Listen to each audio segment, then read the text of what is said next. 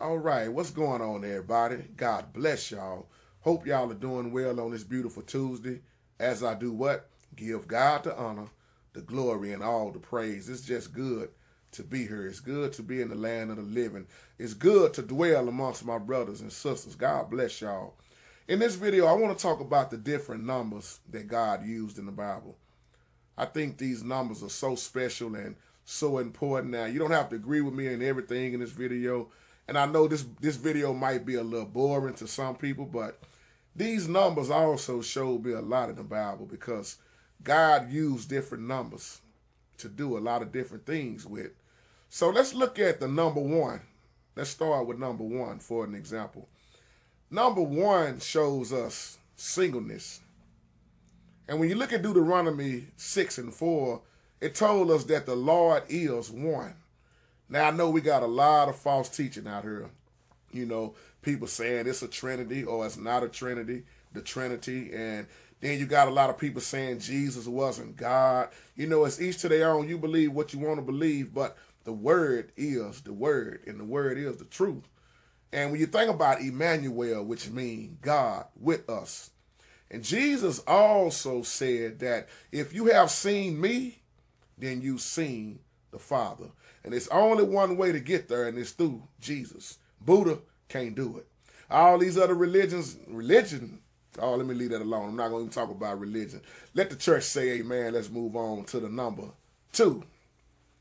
And when you think about the number two, we can go back to the Old Testament and see so much about the number two. And what the number two does is symbolizes witnesses and support. And it was always our witnesses in the Bible. Always.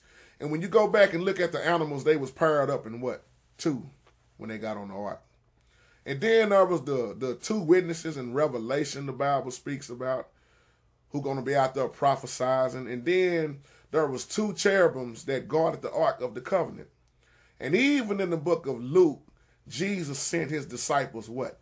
2 by 2. So it's something special about the number two also. But when we move on to number three, the number three shows us perfection and unity. When you think about Jonah for a moment, Jonah spent what? 3 days and 3 nights in the belly of the fish. Jesus' ministry lasted about 3 years. Oh, yes. And Jesus rose again on the 3rd day. Something about this number 3. Let the church say amen. And then Jesus said in John that he would raise the temple back up in how many days? 3 days. When Jesus prayed in the Garden of Gethsemane, he prayed what? 3 times for the cup to be taken away from him. And Paul also prayed 3 times for the thorn to be removed out of his flesh. But God said, Paul, my grace is sufficient. Oh, good God Almighty. Something about that number 3. But when we move on to number 4, you ever thought about how the number 4 is related to the earth? Because y'all ever noticed that it's 4 seasons. We got winter, spring, summer, and fall. And then we got the directions, north, south, east, and west, as the Bible called it, the 4 corners of the earth. And it's something about that number 4. And as I'm thinking about Midiman in this video, he's been talking about the book of Daniel, the 70 weeks. And it was 4 earthly kingdoms. Even in the parable Jesus talked about in Matthew, he talked about 4 different types of soil. Y'all remember when I did that video about which kind of soil do you have? And then when you move on to the number 5, this is the number we all should love because the number 5 is associated with grace. G-R-A-C-E, grace. And I always like to say, you know, grace to me also means God's riches at Christ's expense and how we thank God for his grace and his mercy. And when you look at that number 5, you can see the 5 Levitical offerings in the Old Testament. And when Jesus fed all those people, he used what? 5 loaves of bread. Something about that number 5. Now let's look at the number 6 for a moment. Now we all know what 666 means, but I'm talking about just the number 6 is the number of man, because on the 6th day, God created who? Adam and Eve. And that's why I say I want to say 6, then I want to say we all know what 666 means. All about the Antichrist and Satan. But my favorite number, let the church say amen. Y'all know I talk about this number all the time on her. 7. Oh, the Bible laid so much down about the word 7. The number of spiritual completion. I can do a whole nother video about the number 7. All Revelation, the 7 churches, the 7 angels, the 7 bold judgment. Look at the 7 demons that Jesus cast out of Mary Magdalene. All the 7, everything. That's God's number. This is why 7 is so important, because anything that's getting you on 6, taking you out of ahead of time, the devil already got you. The last trump. Oh, good God Almighty. Let the church say amen. Let the church say amen. The number 7. And I also see something about the number 8. And when I think about 8, let's go back again about the flood. How many survived? The Bible said 8. And then circumcision happened on the 8th day. So it's something also about the number 8. But as we move on to number 9, you know what the number 9 symbolizes to me? Fullness of blessings. How many of y'all want y'all blessings?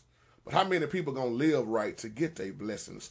When you look at the 9 fruits of the Spirit, oh yes, it's 9 of them. How many are you lacking?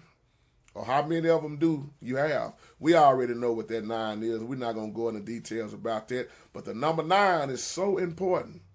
Now, we all should know a little something about the number 10. Oh, yes, the number 10. And you know what number 10 shows us also? Governments, human governments, and law.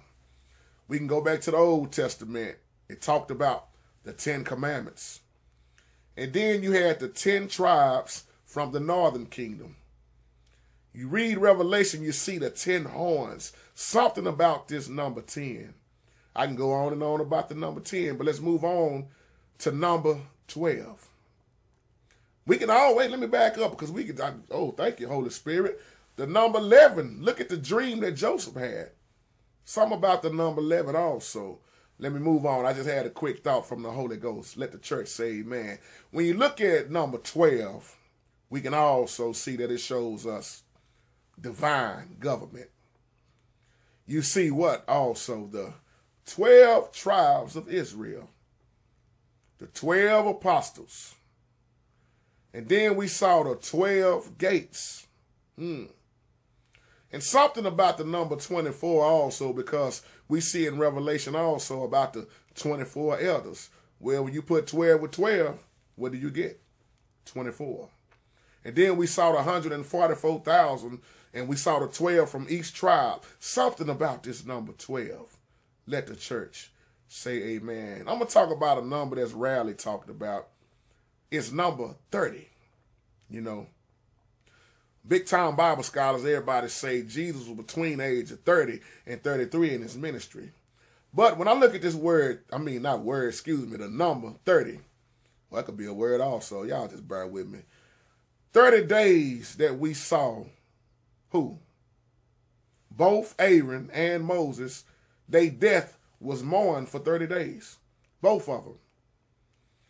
Oh, man. And when you think about that alone, what is it about the number 30?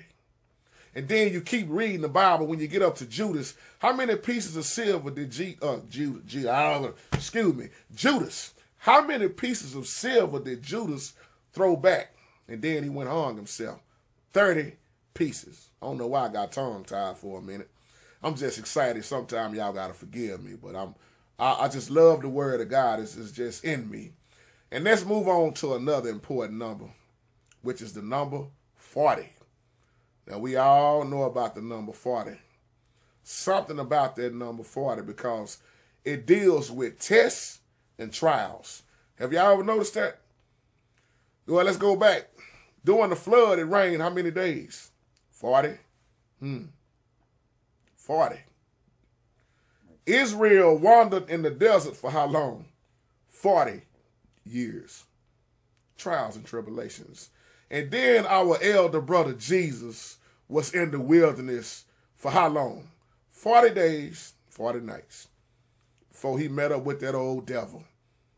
He was fasting, he was tired, he was out there, and he was out there for 40 days. Hadn't ate nothing, hadn't drank nothing.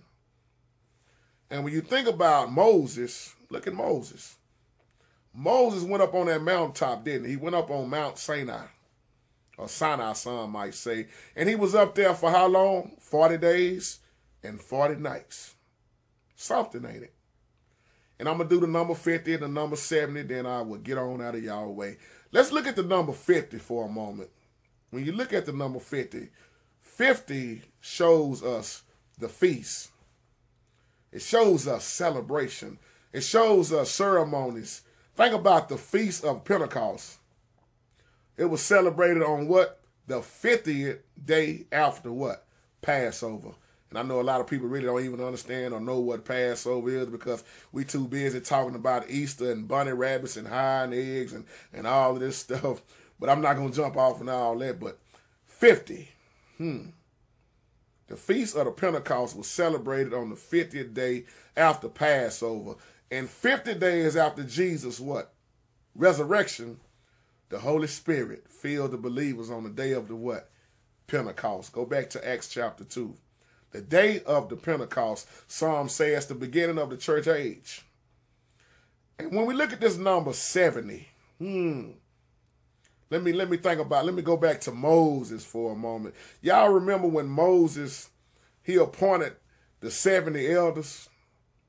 And do y'all also remember that Israel spent 70 years in captivity in Babylon?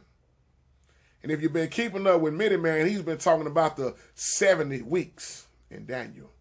So it's something about these numbers that's so special. But my favorite one is the number 7. Christ will return. And he will come in. He will come in not to be put on the cross. He not coming in to be so peaceful either. Because he got something he got to deal with. And the ones he got to deal with, I feel sorry for you. So with that being said, these are some of God's favorite numbers in the Bible that he chose. And let the church say amen and the Lord say the same. I'll see y'all on the next one. Peace.